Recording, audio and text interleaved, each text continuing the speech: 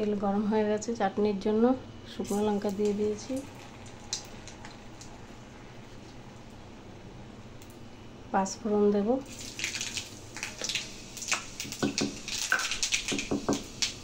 একটু রসুনও দেব।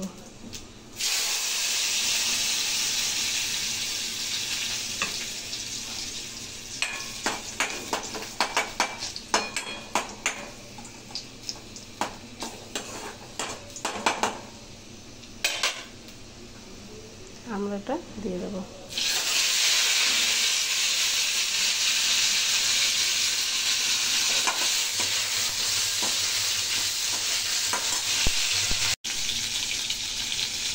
এর মধ্যে লবণ দেব, হলুদ দিয়েছি, এখন লবণ দিচ্ছি। এই যে হলুদ আর লবণ দেওয়া হয়ে গেল।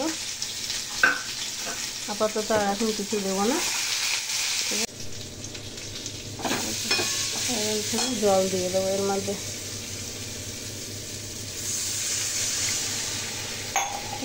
অল্পই দিলাম।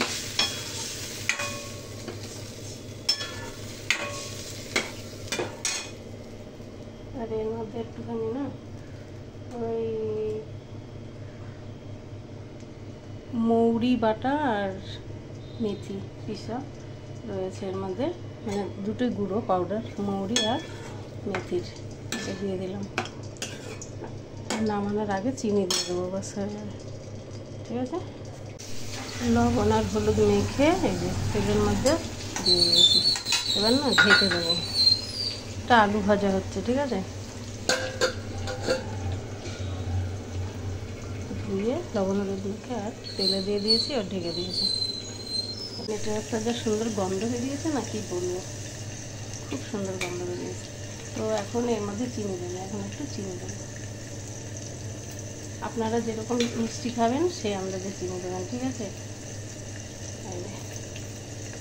2 চামচ দিয়েছি, কেন আমরা অনেক টক।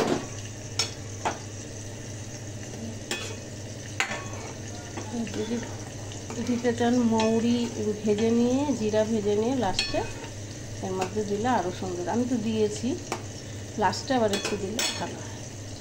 দেখুন আপনারা কে কীরকম করে আলু ভাজেন কমেন্টে জানাবেন। খুব সুন্দর ভাজা হয়ে গেছে, কড়কড়া। একটু ঢেকে দিয়েছিলাম, একটু সিদ্ধ হয়ে গেছে, ভাজা হয়ে গেছে। আমি এইভাবে বেশিরভাগ আলু ভাজি। আর এই চাটনিটা আমি একটু টেস্ট করে দেখলাম চামচ দিয়ে, যা হয়েছে না, কে খাবেন আসলে। আমরা চাটনি, আমরা দিয়ে চাটনি, আজকে আমরারই হয়েছে। আমরার চাটনি, ওই ঝোল এতটা রাখবে, যে যেরকম রাখতে চান রাখতে পারেন। আর এটা হচ্ছে আমরা দিয়ে ডাল। তাহলে আজকে রান্না কমপ্লিট। যদি রেসিপিগুলো ভালো লাগে আপনারা লাইক কমেন্ট শেয়ার করবেন। আর ভালো থাকবেন, সুস্থ থাকবেন। আর ফের আগামী দিনে নতুন কোনো ব্লগ নিয়ে আসবো।